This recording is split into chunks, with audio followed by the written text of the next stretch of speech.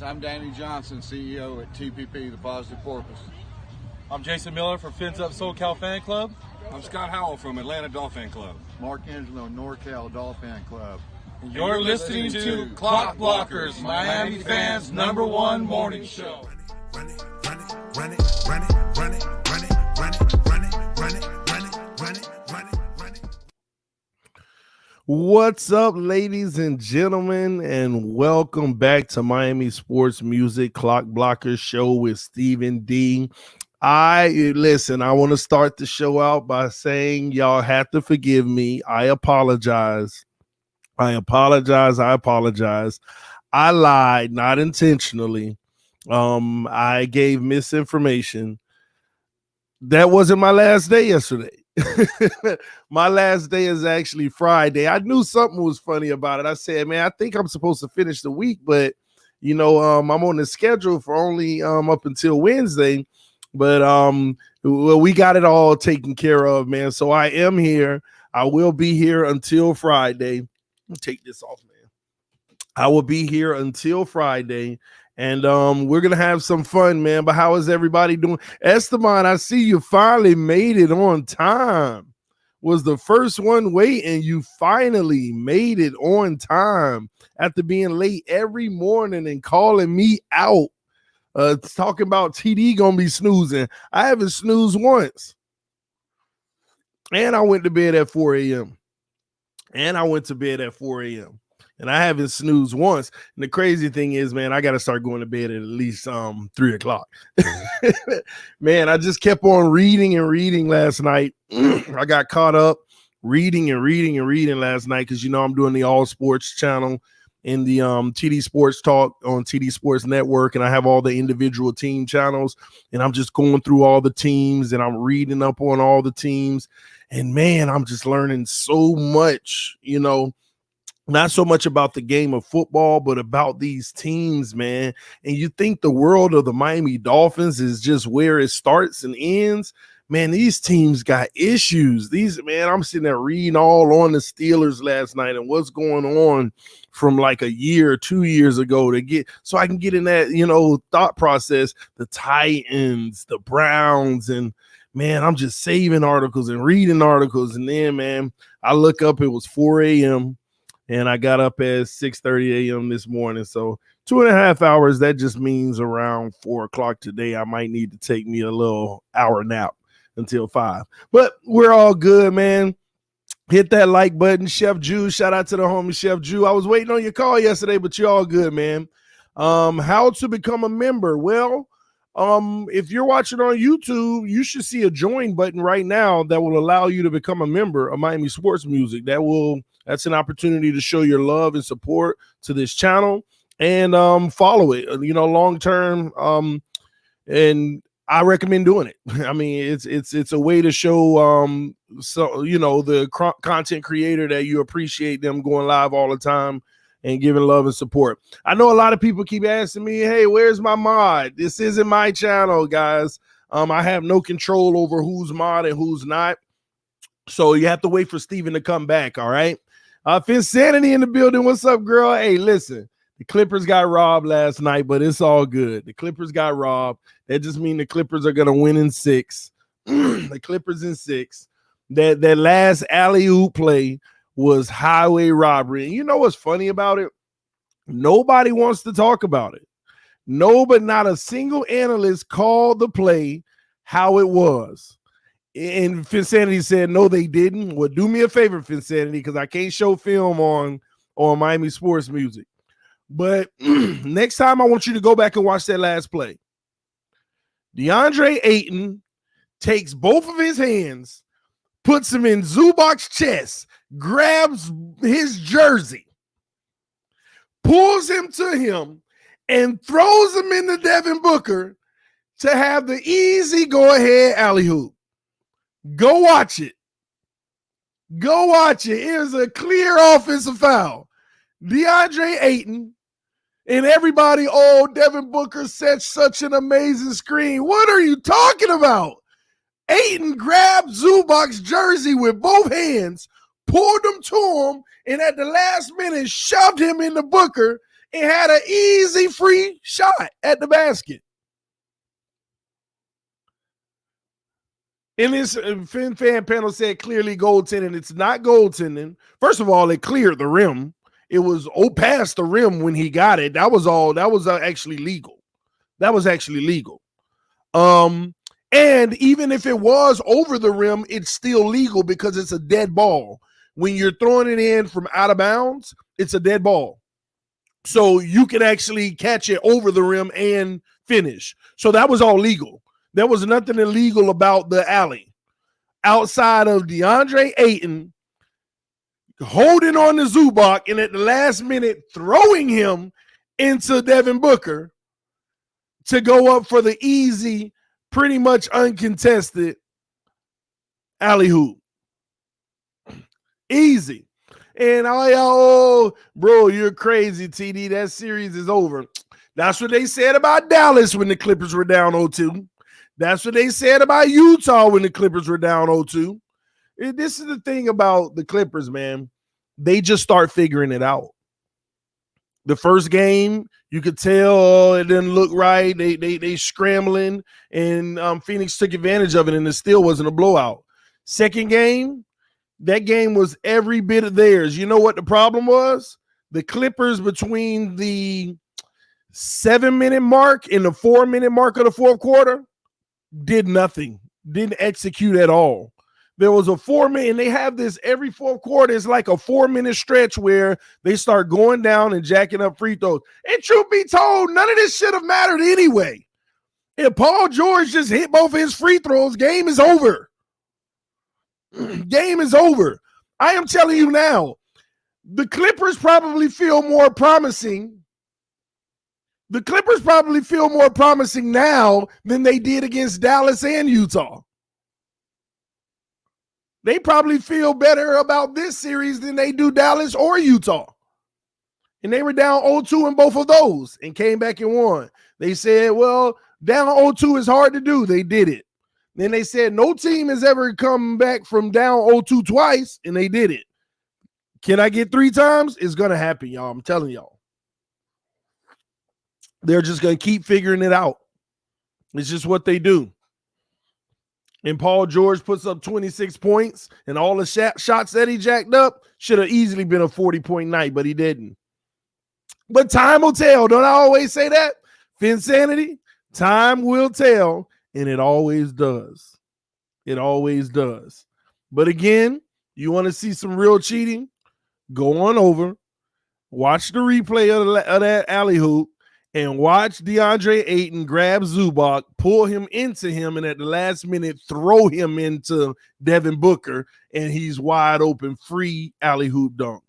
He literally took the man by his jersey. Go watch it. He has his jersey in both hands, yanking him, and Zubac's like, and then he gets thrown. Just go watch the last play. But it's all right, man. No. This ain't the same series. You can't go down 0-2 for 3 series. This is the Western Conference, not the Cupcake Eastern Conference. Again, Esteban, time always tells. Time always tells. Finsanity said that's a reach. Like I said, Finsanity, you got the time right now. Go watch the replay because you keep saying that you're saying that it's a reach. Watch the replay. If Zubac is the primary defender on that play and supposed to get in the way to tip that ball at the end, all you need to do is go watch the replay and tell me what should Zubac have done. So when you say that it's a reach, that means that if they had played better defense, there would have been something Zubac could have done. I want you to go watch it and tell me what could Zubac have done in that situation, being grabbed a hold to, pulled towards the player, then thrown the Booker for what people think is a beautiful screen. So because Zubac is soft, the ref has to bail him out. They don't have to bail him out. Now, you know you're just trolling that Insanity. It ain't got nothing to do with soft. If somebody push you into somebody just to be free, that is what it is. That gave them an advantage on the play. That's all I'm saying. Soft or not, that push into Booker gave him an advantage on the play. It was not a good screen. Matter of fact, Booker was still moving on the screen, but it didn't matter because Zubac went into Booker. Zubac was thrown into Booker. Like I said, y'all got to go watch it. You got to go watch the replay and look at what really matters. Nobody's going to talk about that. Nobody's going to talk about that. It was clear and blatant. DeAndre Ayton, both hands on his jersey, and you see the tug because Zubac's like this, and then DeAndre Ayton just pushes him into Booker, and Zubac's like, whoa, and then he still almost recovered. Zubac still almost recovered. It ain't no natural basketball move to get pushed into the screener so you can get free. What are you talking about, Finsanity? Ain't nothing natural about that. You can't take your hands and grab somebody's jersey and push them so you can get free on the screen. You're making excuses. Go watch the replay. Instead of continuing to say stuff about it, go watch the replay. Maybe you'll get a different perspective if you actually see what I'm talking about. If you actually see what I'm talking about, you might get a different perspective. Oh, she said, drop the link. I got you. Let me see here. Give me a second.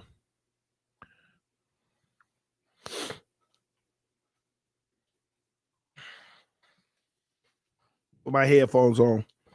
Come on in. I dropped the link. Come on, make your excuses. Come make them excuses. Say, in trouble now, TD. Ain't nobody in trouble. Facts are facts, ladies and gentlemen. Facts are facts. Come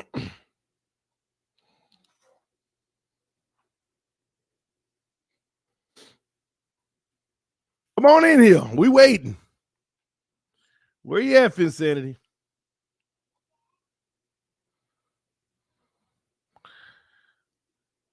TD ain't scared of no one. You better know it.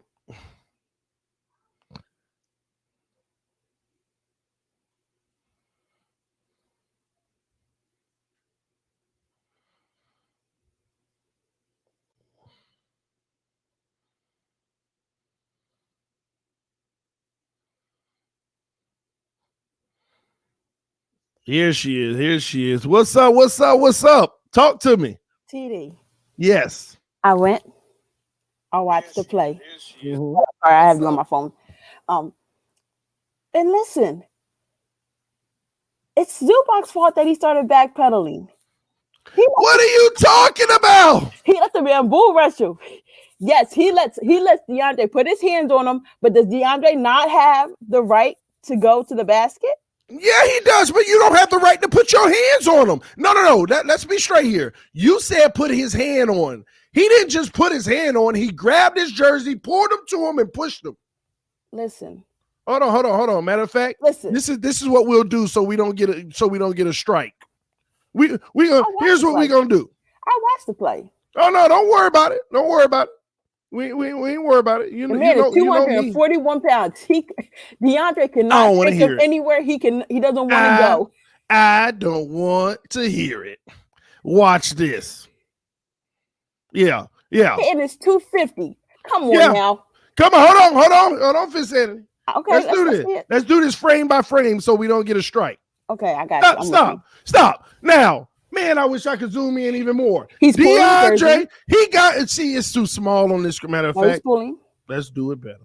Let's do it even better. This man has his jersey tugging Zubac towards him. Yes. Frame. Up. This is where he's about to throw him in the Booker. Throwing him. Look at his arms extended. Look at his arms extended. If anything, that's D-Book getting into position. D-Book is still moving, if you want to be honest. You talk about a moving screen? Look at this. Look at this. They have the right to the space. Stop. It's bang, bang. No. See, you trying to give me bang, bang. This is a screen. What kind of bang, bang and a screen? You got to be set. Keep playing it. Hold on. For a screen, there is no such thing as bang, bang. For a screen, a screener has to be set. The reason why is he in a legal screen position? No, because he's not set. He's not set, Finsanity. So it's not a screen. D-Book is just moving. He's not. No, he's setting a screen. That's the play design. This is an alley-oop. But is he in a screen position? No, therefore it's Exactly. an illegal screen because he's all still you moving. know, D-Book is trying to get to the top of the key for a three. Okay. We got another frame for insanity. Since you want to sit here and make up lies, we got another frame. We gonna play it real time, real quick. D-Book trying to get to the top. No. Why D-Book stay there? Why D-Book stay there? Why did D-Book stay there? I'm trolling you right now. I'm trolling you. D-Book trying to see. Listen, you're coming in to make excuses because you don't want the Clippers to win because you already said that the Clippers What's illegal about the play? There's plenty of times. It's tons illegal. First thing illegal is look at Ayton pulls and pushes him, pulls and pushes. So look because Zubac's off. Nobody wants to hear. Listen, it happens all the time. Ayton pulls and pushes him to have a free lane. Watch this. He's supposed to. Watch. Pull, push it right into the man. D-Book is late. Exactly. Is late, so therefore, that's a smart basketball play. No, it's not. Smart play. No, you want to know why it's a smart play? Because they know the refs are going to swallow that whistle. On the last play, they're taught to swallow that whistle. It's a smart basketball play. You could call it what you want. No. You're right. It's about 5 offensive fouls on this. You're right. But it's a smart play. You're right. But you know what? When it comes to sports, it's unfair. You're right. It is a smart play because you're requiring the referee to decide the game, but a foul is a foul. It is a foul. There are 2 fouls on this play. Exactly. Ayton offensive foul, Booker illegal screen. He's still moving. But guess what? Had Zubac tried to fight, it would have been what's the name? They would have Booker. First of all, if Zubac would have tried to fight, they would have called a defensive foul on Zubac because Booker already got 5. He would have ran Booker over because Booker already got 5. You just made the case for yourself. What is the referee gonna do? He's gonna swallow the whistle. And you talk about trying to fight. You think a player think he's gonna get pushed on a play? He gonna expect to get the call. First of all, it's horrible defense. But no, it's not. It is because at the end of it, it is horrible. How is it horrible? Watch this. Make them make a shot. What is he? Oh, so red hot mid range Devin Booker. You want Batum? You want Batum to seal and Devin Booker to come up and make the rim. You have to protect the rim, TD. Everybody knows that. At least protect. Oh, happy belated birthday, Chef Jew. Yes. Happy belated birthday. Well, I told him yesterday, but yes. And listen, man, stop making excuses for saying at the end of the day, you know right is right and wrong is wrong. Look at this mess. And then you got DeMarcus Cousins who can't jump a lick. They robbed him anymore. They robbed him. They didn't get robbed. They did rob him. 9 times out of 10, that whistle's not getting blown. Ayton started out back here with his hand in his chest, grabbing his jersey. Look at this. Listen, and look at Zubac. What is it? Like I said, what is Zubac supposed to? Okay, you know what? Finsanity? If Zubac wasn't soft, he's letting the man take him where he wants to put him at. If Zubac wasn't soft, what would he have done on this play? Just let me know. He would have fought. How would he have fought?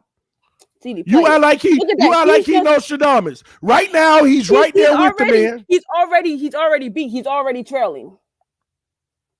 Look at it. And Devin Booker even pushing off on Batum. Full arm extension. Smart play.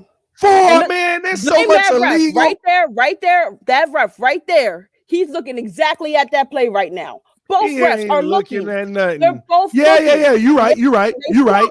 He sees this guy right here. He's watching what's happening right here, which he didn't call it. This guy is watching his full arm extension. He didn't call it. You're right. I'm not going to sit here and knock the fact that they put the refs in a tough position. But again, thank you, Finch fan panel. He should have pushed back hard.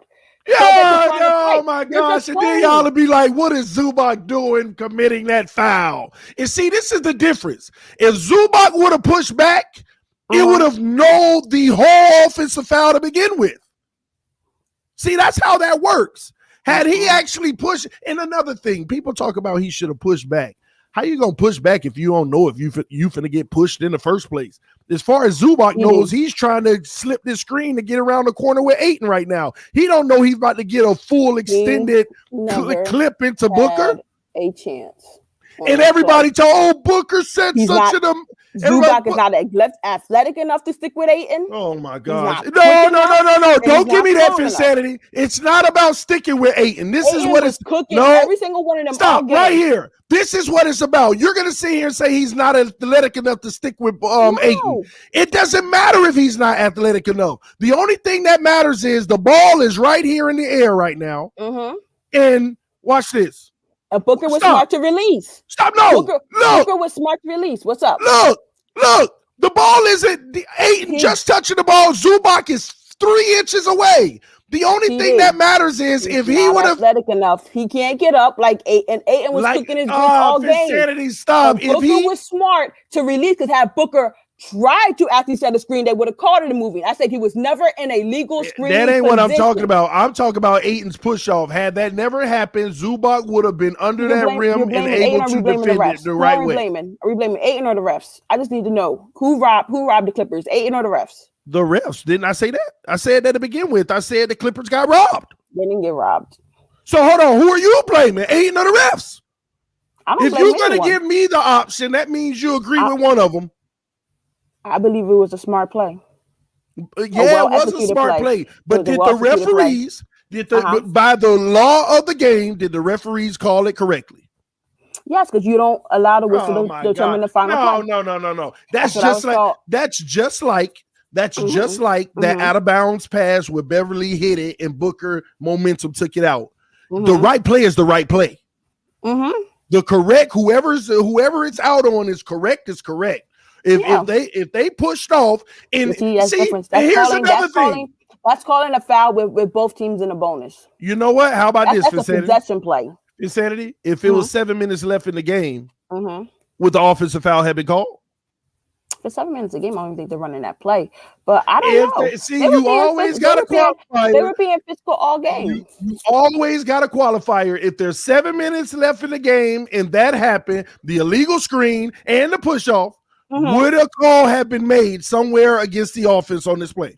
Probably. They probably would have been more intent to blow the whistle. I rest my case. That's all I'm saying. The refs robbed them. They held the whistle because they didn't want to decide the last minute. But think about it, man. No, had Zubac been in protecting the rim, he was. He wasn't. They didn't allow him to. He got shoved. They shouldn't have been in a man situation. I blame Ty Lue on that because there's no way this should happen. Listen, ladies and gentlemen, let me know in the comment section right now. Offensive foul or not? It's not an offensive foul. Offensive foul or not? Put it in the comment section. Be honest. I understand the time of the game. The refs don't want to call it, but was it an offensive foul or what? Put it in the comment section. Be honest. Zubac, everybody know. Zubac did it to himself. He didn't fight. He didn't fight. You know what? Went along with it. He went along with it. It was as if he was a part of the choreography. It was as if he was a part of the choreography. All right. Let us go. You know what, Fitzgerald? Let us go to the Super Bowl now. Okay. And let the last play be to Waddle down the middle of the field. And the ball ain't even there yet. And the defender push him on the ground and then intercept it. And the game over. We lose the Super Bowl. I don't want to hear nothing from you. I don't want to hear Waddle. He shouldn't have let that happen. A pass interference is a pass interference. That's not the same. Come on, man. That's not the same. Y'all know what time it is. That's not the same. Let me see what everybody else say. Offensive foul. As I said, refs help determine the winner, but not doing their job. Exactly. TD, is NBA hard to watch for you? I stopped watching after leaving Marines. No, it's not hard. I like the NBA. I'm actually a huge fan. Yes, it's an offensive foul. Shout out to Monty Williams. It is an offensive foul. Hi, Ian. Big time been saying it wasn't. I already know he gonna say no. Home advantage, offensive foul. Refs in every league swallow whistles late in games. We know. Offensive foul. Can't believe he missed 2 free throws. Fair enough. Definitely a foul. If it said it, ain't no way around it. But it amazes me not one NBA analyst or commentator has said the truth. But here's what gets me. I can see if you want to give DeAndre Ayton all the praise.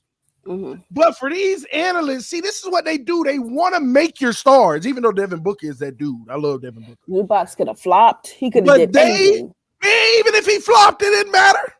They're going to hold the whistle. Yes, it would have been more obvious. He's going where he's just going along with it. He's just like, all right, I'm just here to go along with the ride. No, listen. It was an offensive foul. Ian wants to link. Patrick Beverly would have sold that so hard. Of course he would have, but at the same token, right is right and wrong is wrong. That's all I'm saying. TD. Right is right and wrong is wrong. When you're told not to allow your whistle to determine the outcome of a game, and that's been basically that ain't no it's not true. They don't like to let it determine, but it is what it is. I bet if he would have held Ayton and body slammed him, they would have blew that whistle. Because they probably would have sold it. No, you ain't gotta say. You know what? Forget the. You had two refs looking at the play, and neither one of them blew it, TD. So you know they were swallowing that whistle. Instead of Zubac going for the block on the ball, if he would have just came and pushed Ayton and he would have missed, they would have called the whistle. Nobody wants to hear. Yeah, because it would have been obvious. Was that not obvious? Two referees staring at it. TD, the man pulled him and pushed him into another player, and that made an illegal screen. Plays 9 times out of 10, the person trying to get the ball normally does like a little soft push off. They're used to seeing that. Okay, was that a soft?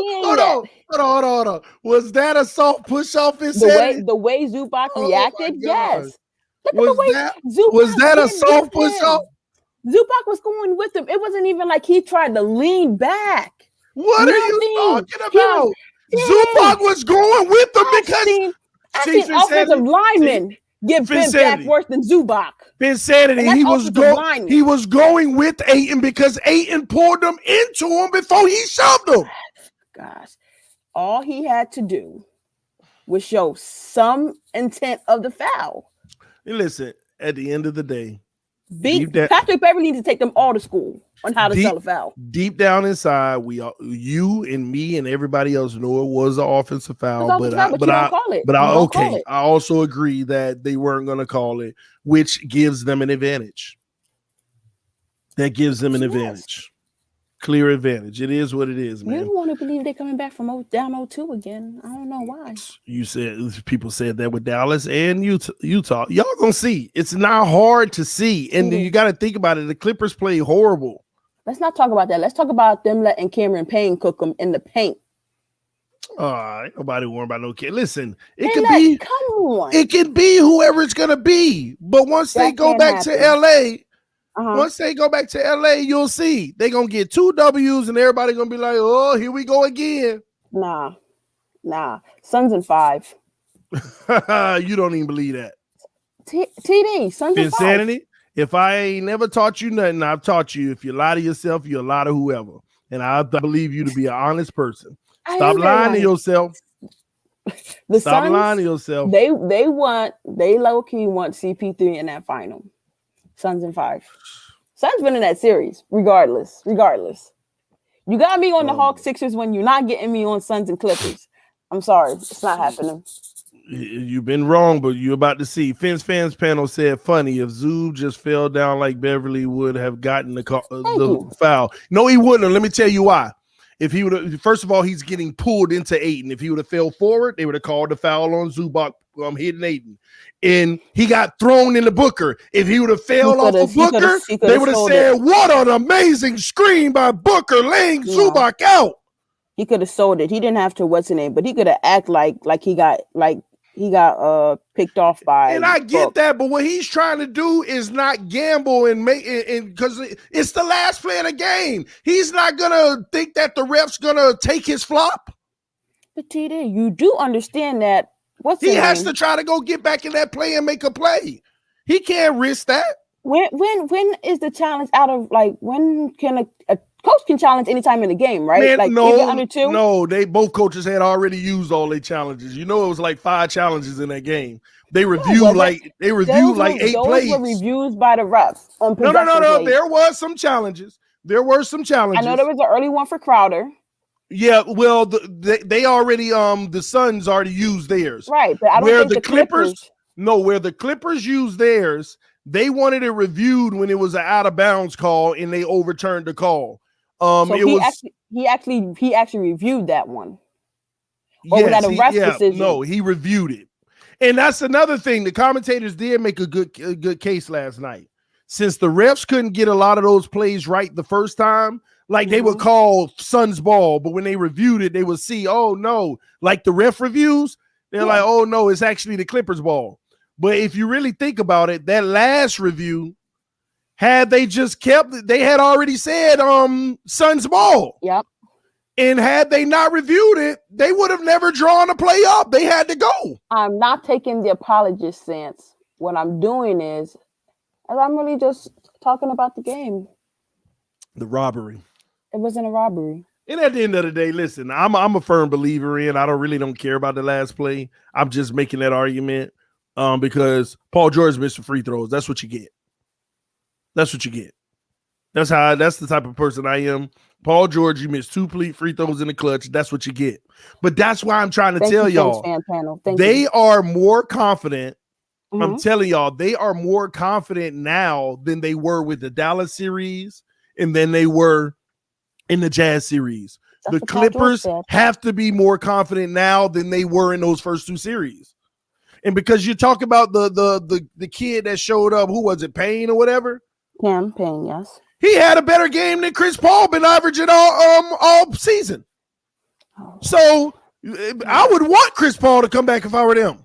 Oh my Lord. You'll please see. Don't say that. Please don't do that. You'll see. So since you're a Clippers fan, what adjustments would you make? Well, I ain't no Clippers fan, but it is what it is. You first of all, you support the Clippers because of Rondo. We all understand. That's right. What adjustments would I make? Only one. I would play the exact same game because Clippers were very stagnant the whole night on offense. Mm-hmm. Mm-hmm. They play too much isolation. One-on-one to get buckets. Now they're great at it and they get those buckets, but they rely on it too much. I would continue doing what you're doing because if you notice, just like they did with Dallas and just like they did with Utah, people think that it was the offensive game. Oh my gosh, they turned it up. But go look at those games. They held both of those teams in all of their victories to literally 12-point average per game. They reduced their score. Clippers are getting better defensively. That's all they're really trying to do. They don't care about offense. What they're focusing on is, okay, Devin Booker cooked us in the first game, just like Luka did, just like Spidey Mitch did. Actually, Devin Booker didn't even do as well as those guys, honestly, to me, with how he was getting cooked, how they were getting cooked. Second game, they start figuring it out. They actually they know what they need to do against Devin Booker now. And as they were learning that in the game and doing what they were coached, they got better and better. The end of that game was tough. Like they couldn't score. And nobody could score really, but that's what's happening. Going forward, they're going to have the game plan defensively. But what I would do is take Zubac off the freaking court. Like literally, this man needs to play 8 minutes a game, and that's in situations. They got to take him off the court because the only thing the Suns can eat off of in their bread and butter is the pick and roll and the big veering off, worrying about Ayton. Hard trap and rotate and chase the shooters. Let them kill you by the 3. And you're a better team in that sense. And that's what they end up figuring out against Luka and Mitch. Hard trap. Get the ball out of his hand and let the rotator come to Ayton, and he's going to find the open and close out, anticipate the closeouts. And when they're at their best, that's what they do. And Booker hasn't gotten hard traps yet, except in this game, he got a few looks at a hard trap, and you see it was actually working.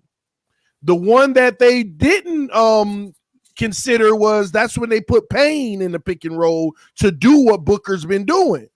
Because Booker was killing them with it. They shut Booker down out of that. Now Payne is starting to do it. And that's just sound basketball. Let Payne drive to the freaking basket. Stop letting him come off of open screens, hitting threes and mid-range. Send him to the basket. Yeah, he made some layups, but at the same token, just your rotations will get better, and he's not going to stay playing like that. And that's all they're going to do. It's a watch. You mark my words. That's what they're going to do. And the Clippers are also going to heat up shooting the ball. Mark my words. You'll see. You'll see what it comes down to. Hi, Anthony. That's what's going to happen. And when you see it happen in game 3, you'll see. At TD, you can't sub off the court because they'll get killed in the glass, and that will enable the Suns to control pace. No, I disagree with that because here's the difference. Let me break this down for you, bro. First of all, one of the things that the Suns have to work through is not the Suns, but the Clippers got to work through is Marcus Morris, who says he's going to be ready to play his normal minutes in game 3. He actually had an injury in game 1 that he was laboring, and they were keeping him off the court. They were limiting his minutes last night. Yeah, 25 minutes total. Yeah, he's usually rocking about 36. He's been playing heavy minutes in the playoffs. They used more Zubac because of his injury so that he could get work back. According to him, he should be ready to be back to normal in game 3.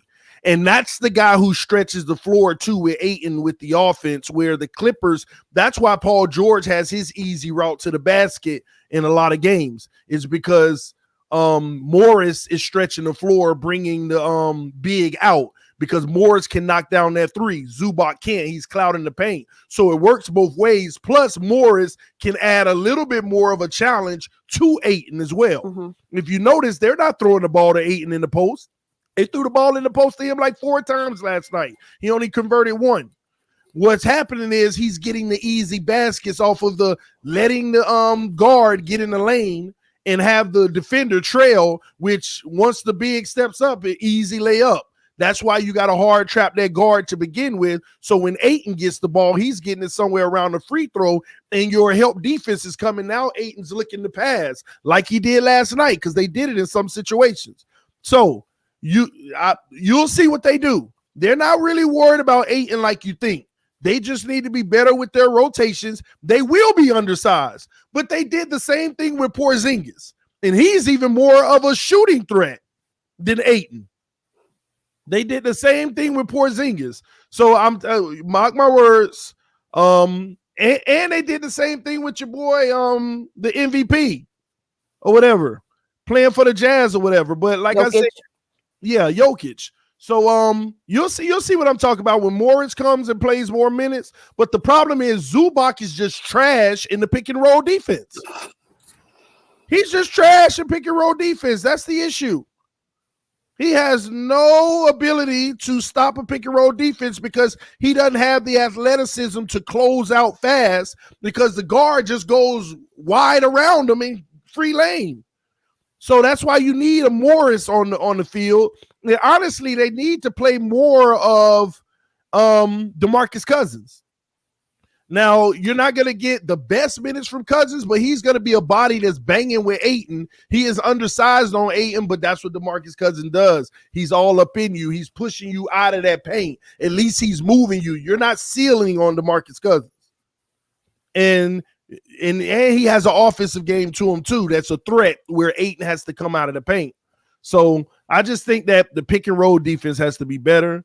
They need to either switch everything, which you haven't seen yet. And I think that that's what you're going to actually see a lot more of, switching on the pick and roll. It doesn't matter if they get the mismatch, because as soon as it goes to Ayton on a mismatch, well, first of all, switching on a pick and roll, they're not going to use Ayton in that pick and roll, because even if he gets a small point guard on him, the pick and roll is happening at the top of the key, at the 3-point line.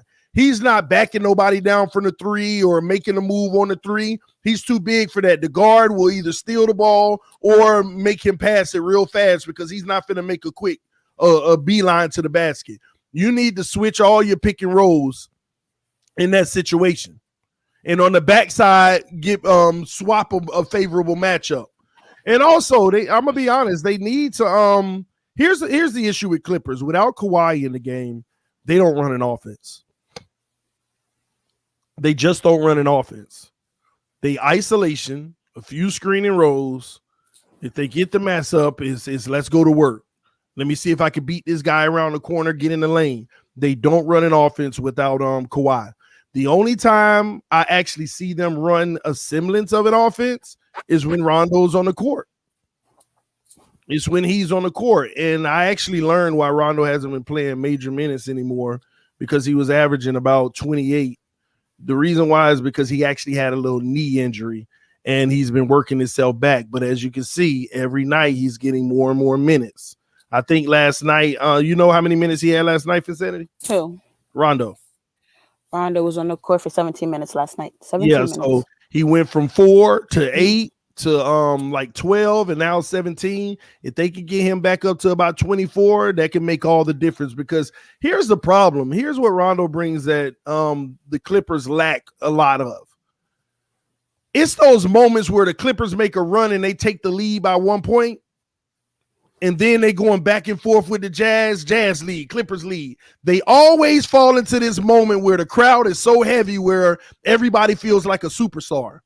They come down the court, Paul George jacks up a 3 with 20 seconds left on the shot clock, misses it. Suns go down, make a layup, come back down. Reggie Jackson jacks up a 3 with 17 seconds left on the shot clock, misses it. The Suns pop a 3, the crowd going crazy. They come back down. Now Paul George trying to drive the lane and he loses the ball on the steal.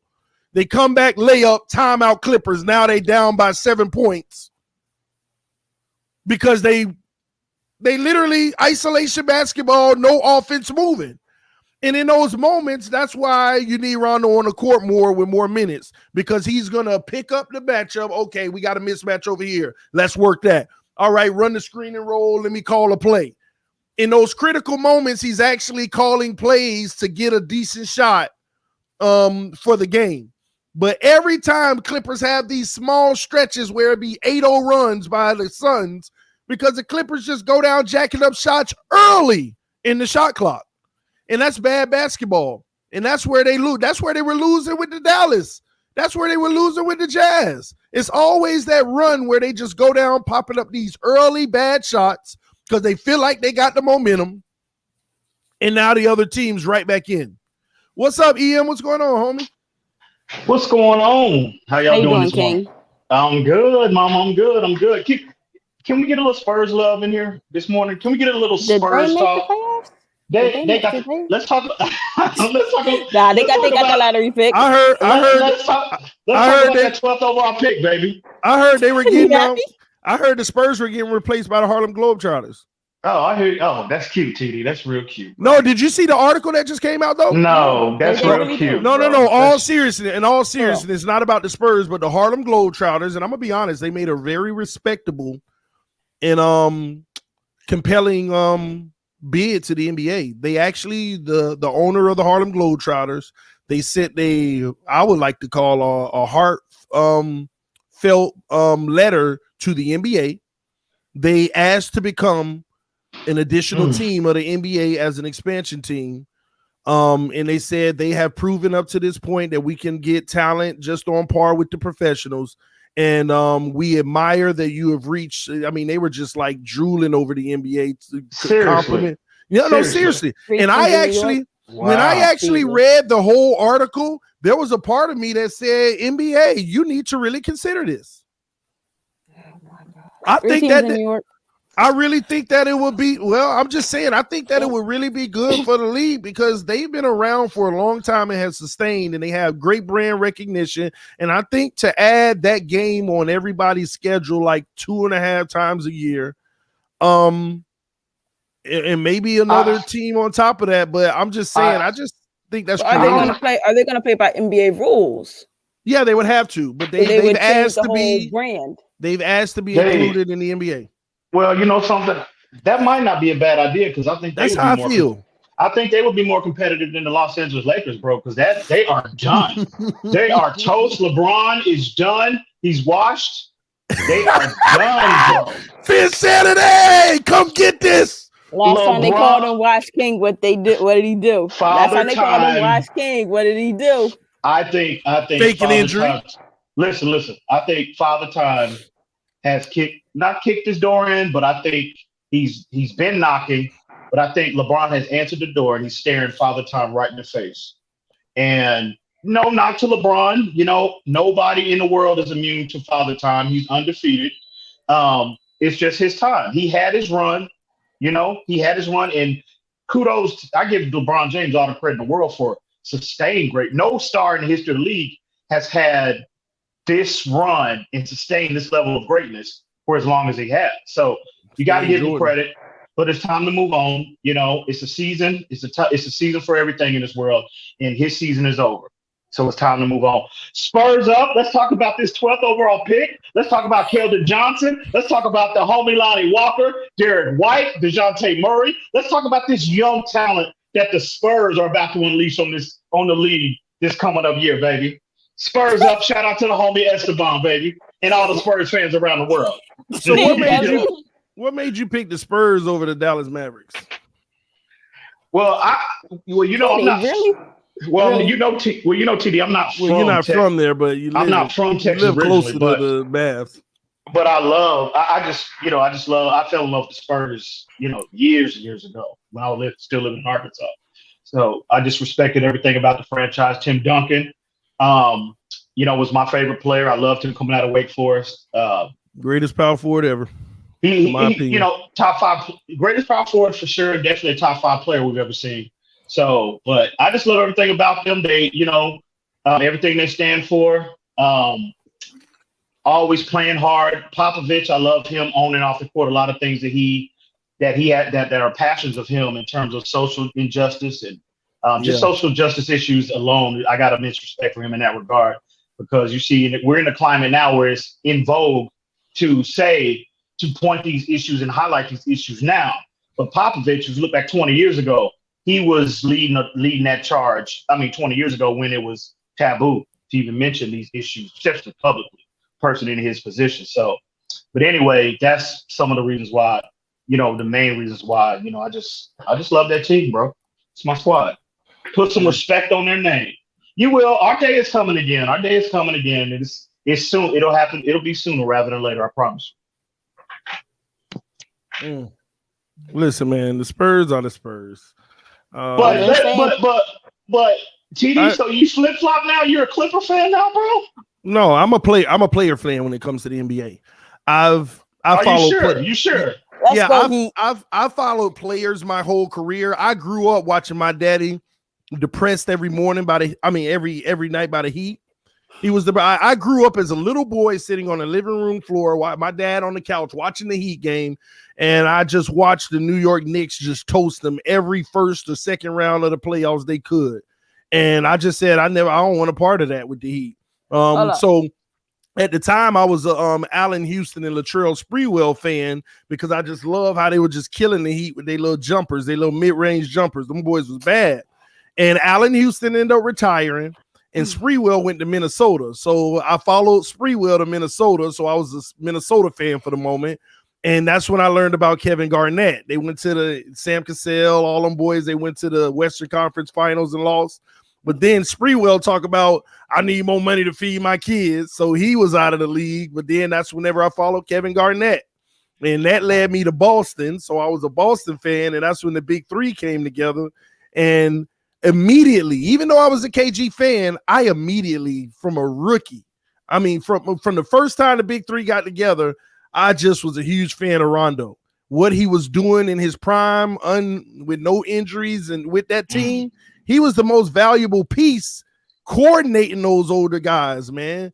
And he didn't get to shine for the first 2 years, but he made them respect him, and I follow him his entire career. I agree with that. And I agree with that. I was definitely underrated. I think he's definitely underrated. Yeah, well, he's going to the Hall of Fame. He's definitely going to the Who? Rondo. Man, really, TD? Come on, bro. Man. Rondo is a Hall of Famer, hands down. Stop it, TD. Bro, he is. He is. Even all the NBA greats say it. Bro, it's too early for that kind of foolishness. Bro, even all the NBA greats say it. They've done segments. Is Rondo a Hall of Famer? And most of them, I believe he is at this point. Man, stop it. Come on. He doesn't have the individual. You have to have an individual resume, bro, to be considered. And I get it pretty much. I get the NBA Hall of Fame is a lot more lenient than what the NFL Hall of Fame is. But still, even with that being said, bro, you have lost your mind if you don't think Rondo going to the Hall of Fame. No, bro, He I'm got sorry. 2 chips, right? This man got 2.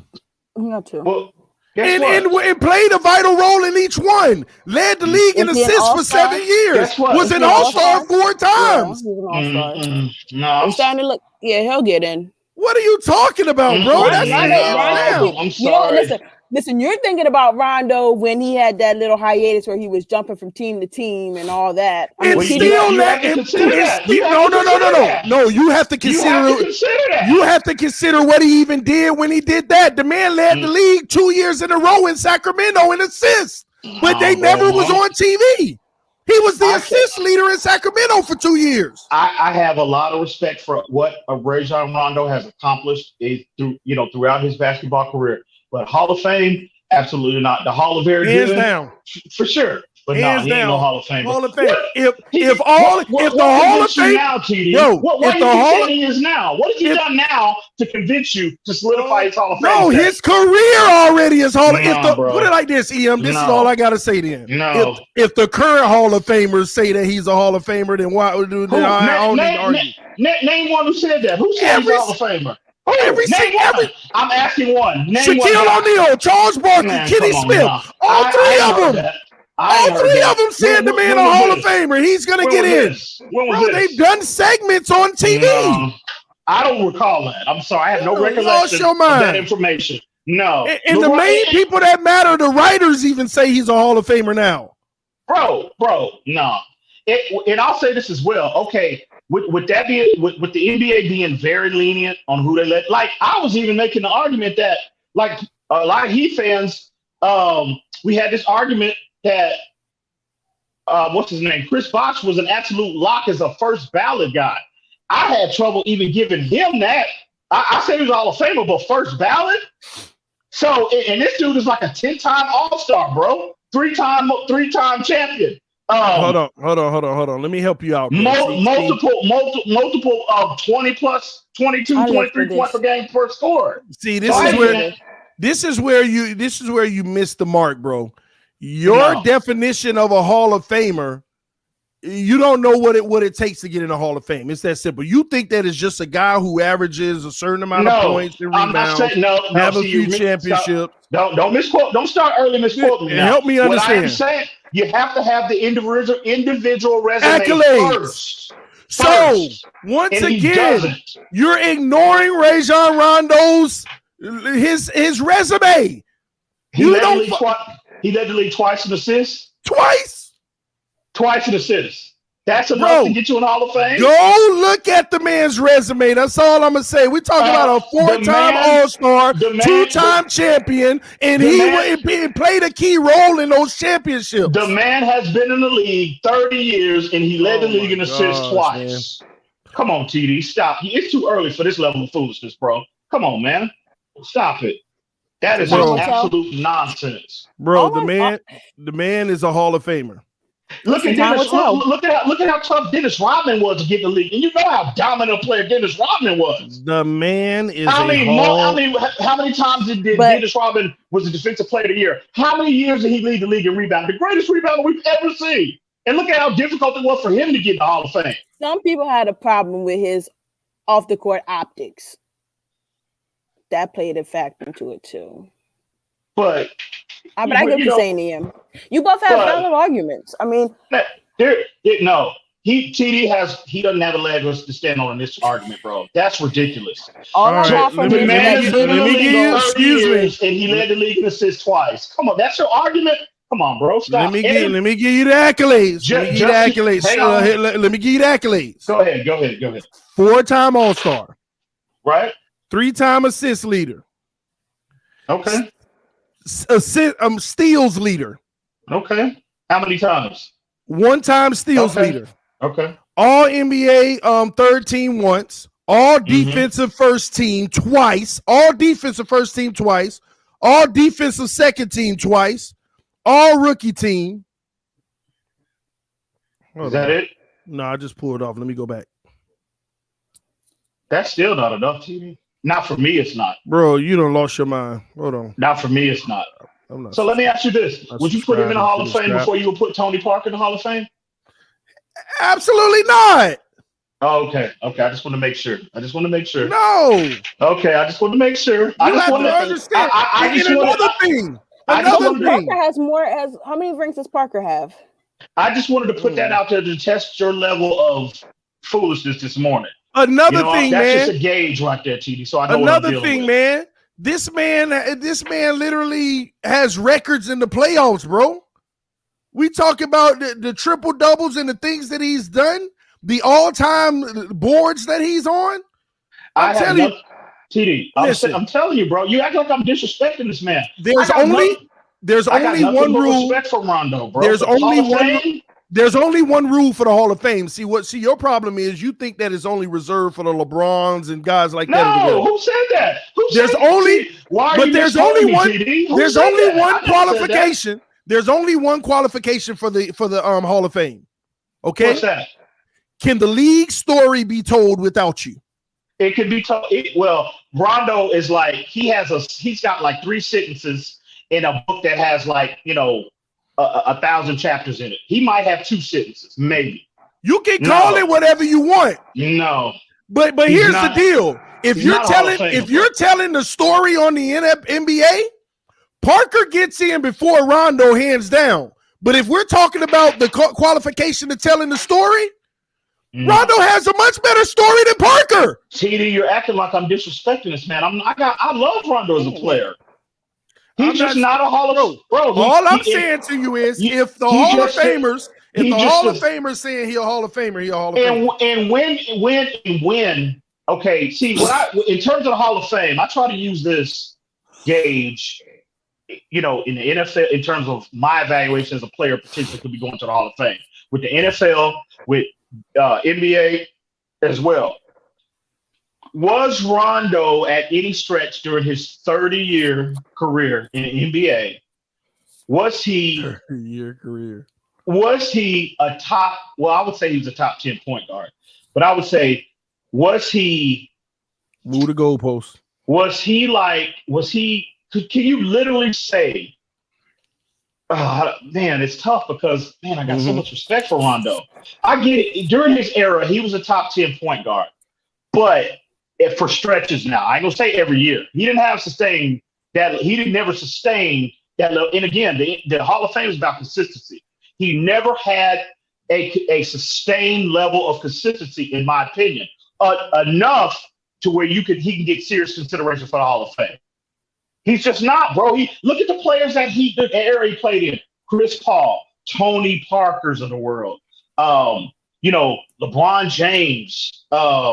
What other point guards that prime Derrick Rose before the injury? Prime Derrick Rose. Bro, he's not in that category. And those are the best of their era. He's not. He was never valued on that level. He was on the back end of his career. Steve Nash. He was on his back. Rondo, in my opinion, was never valued on that level. Is gone. Is Robert Horry a Hall of Famer? No, absolutely not. Somebody said Steph Curry. True, Steph Curry. What happened? Steph Curry's of the world. But I mean, he can't. Well, Steph was young. I'm talking about a prime Rondo. I'm talking about when Rondo was in his prime. This is stuff I be talking about. He was never valued to that level, bro. And for that reason, he does not deserve to get in the Hall of Fame. No, you say he wasn't valued to that level, but he was. The problem was you're talking about shoot first. You're talking about shoot first point guard. He wasn't Magic, bro. What do you mean? We're talking about. In the playoffs, this man dominated every single person. Hold on. In the playoffs, he dominated Derrick Rose every time. In the playoffs, this man was putting up triple doubles with 19, 21, and 18. Stop it, TD. Stop. What do you mean? Do you remember? Again, did you just what I said? Sustained greatness. He don't have it to the level of these other players, TD. Wasn't that at one point his shooting? I think that was like, the thing like Rondo, but he was a true facilitator. And I give him that. I give him all the credit in the world for that. But he never had. But he showed up in the playoffs. when you're comparing him to his peers, the greats the era that he came up in, he's not on that level. So how if he gets to the Hall of Fame, it will have to be like 10 years from now. Because you got all these other. When you have Paul Pierce, Kevin Garnett, and Ray Allen, you don't need to be a scorer. All you need to do, like what Doc probably told him, get them the ball. See, here's the deal, EM. See, what you're saying is, let me give you an example, EM, of why your argument is flawed to me. So if the Clippers win the championship this year, and Rondo plays a vital part, just like he did with the Lakers last year, like he did with the Celtics when he won, and he a 3-time. People are still going to say he's not a Hall of Famer. If he does it again, people are still going to say he's not a Hall of Famer. You're missing the whole point of when do we start putting complimentary players in the Hall of Fame, bro? That's not what I'm saying. See, you saying complimentary. That's what he's been. That's what he's been. Oh my gosh, bro. When has Rondo been the apex player on any team that he's been on? Bro, it's not. No. It's not about being. You don't have to. No, for the Hall of Fame. Let me make this point. Let me make this point. Okay, you keep saying, see, that's why I keep going back to you making it seem like you got to be an apex player to be in the Hall of Fame. That's what the Hall of Fame is. The best no, it's not. Bro, do you think the Lakers would have won a championship if it wasn't for Rondo last year? He contributed. What? That ain't the question I asked you. That ain't the question I asked you. Yes or no? You watch the same games I watched. He was not the reason the Lakers won last year, bro. You don't lost your cricket mind. You done lost your mind. He was more important than LeBron James. He was more important than Anthony Davis. The most important player to the Yes. You know what? See, this is too much foolishness. This is too early for this level of foolishness, TD. I'm gonna be honest with you, bro. That's ridiculous, bro. What I'm saying is, hold on. In the comments, please try to get me to understand. This man just said Rajon Rondo was the most important piece, more than LeBron James and Anthony Davis last year in winning that title. Please help me in the comments. First of all, please help me understand. Anthony Davis ain't never won a playoff series without Rondo. It's too early for this to you. I ain't lie to you. Anthony Davis ain't never won a playoff series without Rondo. And that goes back in New Orleans. Yes, wait a minute. No, he didn't, Finsanity. He ain't win a playoff series without Rondo. It goes back to New Orleans when they swept Dame Lillard and CJ McCollum, when Drew Holiday and Rondo shut them down. Yeah, I had to think about that. But I guess you are sitting here. Obviously, no, EM, I'll be honest. EM, I mess with you. Okay, EM. Was Rajon Rondo more important than LeBron James and Anthony Davis? Absolutely not. Okay. That's what you said. I know that. What I'm saying to you is, oh Lord, have mercy. What I am saying to you is because they're gonna do what they do. The difference with Rondo is the simple fact that they don't win the chip without him and his contributions. That's what Rondo has always been for teams. His contributions has been the thing that. Who disputed that, TD? Who said it? Who said? I'm not debating that with you, bro. This man on the playoff. The Hall of Fame in any sport is reserved for the absolute best of the best at their respective positions. And this is a good point. And Rondo has never had the sustained level of elite play to warrant Hall of Fame consideration, in my opinion. It's just not. It's not, bro. And I can't believe you still willing to die on the sword. I mean, for Rajon Rondo, bro, you can call it what you want. The man going to the Hall of Fame. Jay's comment up, please. I don't care how he Jay's comment. King Jay. I ain't putting that trash up. That lie. Lakers won because Heat was injured. Ain't nobody putting that lie up. Come on, man. Run it back. Listen, the man is going to the Hall of Fame. Just get over I doubt it. Well, if he does, it'll be he definitely will be a first ballot guy.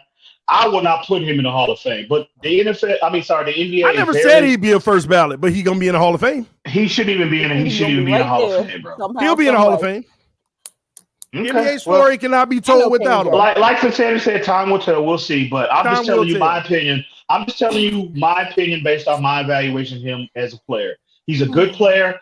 Got nothing but immense respect for what he's accomplished, in this league. But at the end of the day, bro, the Hall of Fame is reserved for the absolute best of the best. And he was not considered one of those players during his era. That's just fact. Listen. Here's how I look at it. It's just like here's how I look at it. It's just like the whole Jason Taylor thing. Let me say this. Jason Taylor, 100 and how many sacks? 140 or whatever. His individual resume. I know where you're going with this, but hang on. I'll let you have the floor in a minute. I know where you're going with this, but his individual resume justifies his Hall of Fame consideration. Now, do I think Jason Taylor should have got on the first ballot? Maybe not, especially when you're considering, the players at his position during his era, Michael Strahans, the greats of the greats that got in on the first ballot. I don't put Jason Taylor in that tier, but he definitely, his individual resume warrants him being in the Hall of Fame. Maybe not on the first try. 139.5 sacks, 8 interceptions. 100 and what? 100 and what? 139.5. See, 8 interceptions, 9 TDs. But let me elaborate on where first pros, 6-time Pro Bowl. But let me elaborate where I'm going with that, okay? See, Jason Taylor needed 139 sacks to get in. Jason Taylor would not have gotten in had he had 120 sacks. He would not have gotten in. He would have got in. He would have got in. Hold on. No. He would have been Zach Thomas. And let me tell you why. Let me tell you why. Let me tell you why. The guys with 119, 120 sacks, they don't get in. But and they got just as many all pros and everything as Jason Taylor. But you know what? You know why those guys with 120 sacks get in? Because they got Super Bowls. See, there's a qualifier. See, you don't need the 139 to get in the Hall of Fame if you got the Super Bowls to go with it. And this is the same thing that I argue about Rajon Rondo and Chris Paul. Chris Paul has the Jason Taylor accolades, but Rondo has the chips to go with the lower accolades. No, he don't have their individual resume, TD. Stop it. That's what you fail to realize. Bro. There are guys in the Hall of Fame with 110 sacks that don't have the individual accolades, but they got the rings. But they'll get in. If you got 100 sacks, bro, if you have 100 sacks, bro, you're going to get in the Hall of Fame. Hang on. You're going to get in a Hall of Fame at some point. Now, you might not be a first ballot guy, a second ballot guy, maybe the third ballot guy, but you're going to get in Hall of Fame if you get 100 sacks, bro. That's just fact. Bro, there are, you know how many players over 100 sacks ain't in the Hall of Fame? Okay, name them. Bro, it's tons. I've actually done this research when I was looking at Jason Taylor and stuff. Name me. I'm talking about. Bro, I don't know their freaking name. I did this research before. Okay. Well, the point is, in my opinion, if you get 100 sacks in the NFL, bro, you should definitely be considered for Hall of Fame. You should definitely get Hall of Fame consideration. Maybe not the first, maybe not the second, maybe not even the third. Look at Zach Thomas's individual resume. I mean, bro, he'll get in a Hall of Fame at some point. But my point to you is, when you're talking about Hall of Fame consideration, you do not come to the table. You do not get into the conversation if you do not have the individual resume. That's just fact. Scoring, assists, rebounds, defense, the whole 9. Level of play. Where were you considered? Where were you ranked during when you were in your absolute prime? When you were at your apex, what level did you get to? Where were you considered amongst your peers? The man was considered at the top when he was in his prime. No, bro, no. Are you kidding me? If Rondo, so let me ask you this: if Rondo was not on that, if he didn't get a chip with the Boston Celtics, he did though. Hang on. I'm asking you: if Rondo was not a fourth wheel on a championship level team that was stacked, by the way, would you have the same? Do you have the same opinion of him at this point? No. Okay, so why not? Because he don't have an individual resume, because of the numbers and the work he put in when he was there. You said no. You would, bro. He doesn't like. Wow, you said no, TD. You said if he wasn't there, if that never happened, obviously. But you can take it. So that's like saying take away Kobe with the Lakers. So no, stop it. No, that's like saying take away LeBron without Miami with Boston Wade. Bro, I'm asking you. So if you take away that Boston championship from Rajon Rondo, why are you not considering him in for the Hall of Fame? Is my question. Because if I take away the chip, then I'm taking away what he did to get it. No, you're not considering him because he doesn't have the individual resume. Derrick Rose ain't got a chip. Derrick Rose don't have, but he's got an MVP. He's got 6, 7, 8 time All-Star status. Okay. So, bro, no. Again, that goes into what I said about the Jason Taylor. Derrick Rose has the Jason Taylor resume. But my point is, TD, I'm not saying what chips, championships, all of that, they take that into consideration. But you have to have the resume to get to the table. That's the most important part. Robert Ory, why he in the Hall of Fame? He got more titles than anybody in the history of the league, next to Bill Russell. Why is Robert Ory not in the Hall of Fame? Because he don't have the individual resume. Bro, that's why. Rondo will be in the Hall of Fame. Jesus. No, he won't. Yeah, I guarantee you he won't. You'll see. No, he won't. You'll see. Maybe in Team Foolish Talks Hall of Fame, but he won't be in the NBA Hall of Fame. I can assure you of that. You'll see.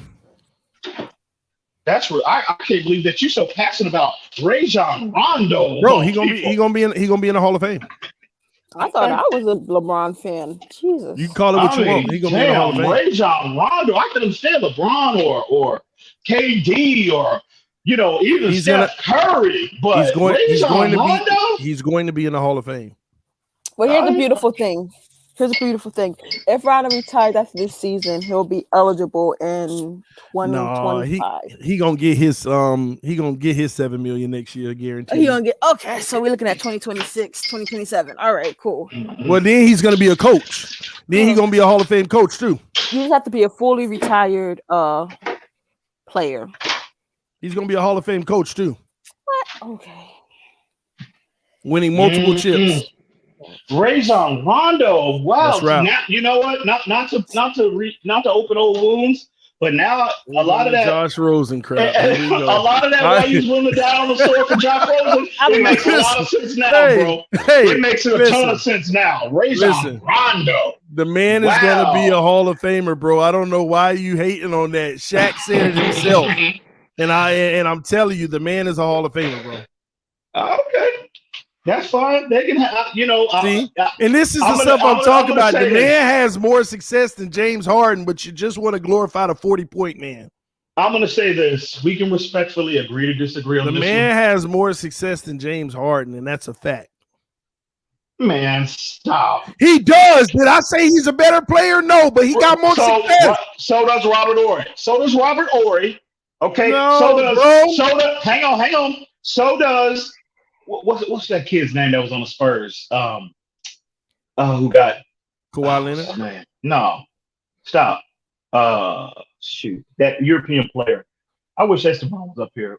Fabrizio Oberto. Hang on. He in here. What are we talking about now? Fabrizio Oberto has 2 titles, so he has more success than Jay Harden too. So he's a better player now. What did Oberto do in those finals? What did he do in those playoff runs? See, that's your problem. You want to discount what Rondo actually did in the playoffs.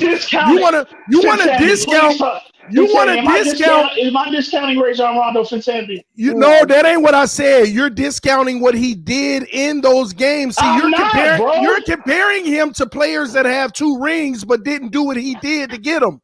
If you want to put him in a hall of very good, go right ahead. This man had head-to-head battles with Derrick Rose, averaging triple doubles, putting up 20, 20, and 20 on some games. This man that has some historic playoff games, bro. Okay. He was the first one to put up the 20, 20, 20 in the playoffs. Robert you want to talk about Keldon Johnson? What's that? I love you, Eve. I'm saying, listen, I think Rondo doesn't get in on the first ballot. I think maybe don't even think he gets on the second one. He getting there, y'all. Most of y'all, the Heat fans hate him. They may put him in just because he was part of the Boston, era of the big three and what he did assist-wise. But I'm like, think about the guys he had around him. His job was completely easy. I mean, but if you're not going to account what he did with the other teams that he played for, then we're trying to look at it from when he was at his peak. You also got to consider those valleys too, TD. And what valleys? We're talking about on the court. When he's always been a contributor. The knock on him, he wasn't a consistent scorer. Yes, he no. First of all, how you gonna put a knock on somebody as a consistent scorer when that ain't what he's trying to do? He's trying to set up his team and get people easy looks and get a basket. I'm just saying what the knocks were on him, the narrative. Well, couldn't shoot. He's a liability in a lot of ways for a long time. Couldn't shoot. Just like Jason Kidd, the man improved his shooting. And it's enough. And Jason Kidd, I've been highly critical of him as well. Why couldn't they beat San Antonio? Because he could not shoot. But he improved because they kept giving him open shots. Exactly. They still leave him open to this day. Exactly. And he was a liability. What do you mean? He's knocking down his shot consistently now. He's been doing it for the last 6 years. No, for the last 2 years, bro. Why have you lost your bro? You have just not followed this man. Did you see him in New Orleans and what he did? Leave the man open, TD. Don't do that. Hold on. See, now y'all spewing out these lies just to make your point. What did he do in New Orleans? How did he shoot in New Orleans? Did he open three yesterday? So what happened? What did you say for insanity? Hold on, what happened? Did he not hit an open three yesterday? Yes, they leave him open. That's fine, but he makes them now. They left him open. Who cares? They didn't leave him open. He makes them.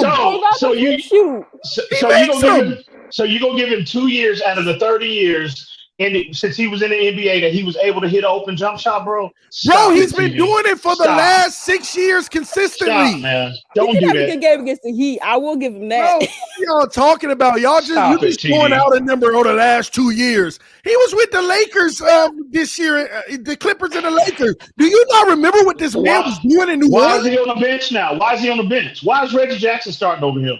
Because Reggie Jackson is the scorer right now. They need it. No, he's the better player. He's the better player. Even if you want to say Reggie Jackson is the better player, he ain't the better point guard. Not the better point guard. Well, come on, man. Well, it's a trade-off now at this point in Rondo's career because what he's lost, because Rondo's clearly lost a step or two. Bro, you know what I mean? So it's a trade-off. Reggie Jackson is the younger, more athletic version. He might not give you the ability to facilitate consistently that Rondo has. We've known Rondo to be able to do, but that's not that. But it's a trade-off. What they need now is what Reggie Jackson brings, and not you got Rondo's again. He's advanced in age relative to the NBA, and also he's still suspect in terms of his ability to hit open jump shots. Bro. That's a lie. He's in it, bro. The stats don't say that. The man hits his shot at a much higher percentage now. What he was a career 29%. Now he's at 33. Oh, bro, the man for the last 6 years has been shooting 39% from the three. I'm gonna have to see the statistics, bro. You just my point exactly, because you're just spewing stuff. You can watch any game, and the commentators are telling you the same thing. I'm not disputing the fact that he's gotten marginally better TD over his career, bro. But come on, Hall of Fame. He's going, bro. He's going. Stop hating. Anyway, listen, man. See, you always bring this out of me, EM, and I'm 20 minutes over. You had that going long before I got on here, bro. Fins up. Listen, man, the man going to the Hall of Fame, y'all get over it, man. Y'all don't blame me for that. You had that going long before. You'll see. Don't worry. I see you in about 6 years whenever he get inducted first ballot, greatest of all time. Anyway, man, this is Miami Sports Music Clock Blocker Show early in the morning. Thank you, EM and Finsanity, so much for joining in and spewing all these false narratives this morning. We appreciate y'all, man. Listen, I'm gonna be putting some work in on TD Sports Talk today and some of the other channels as well as TDPHINSTALK Talk. What time? It's gonna be throughout the day because I hit every channel every day. Every other day at least. Well, hit me up. Let me know. All right, I got you, bro. All right, man. Love y'all. Listen, I am a Rondoneer. I like that one. I'm a Rondoneer. Fins right, up, man. baby, all day, Fins up. every day. Over anything. Love y'all. Appreciate y'all. I got to get out of here. See y'all soon. Peace. We out.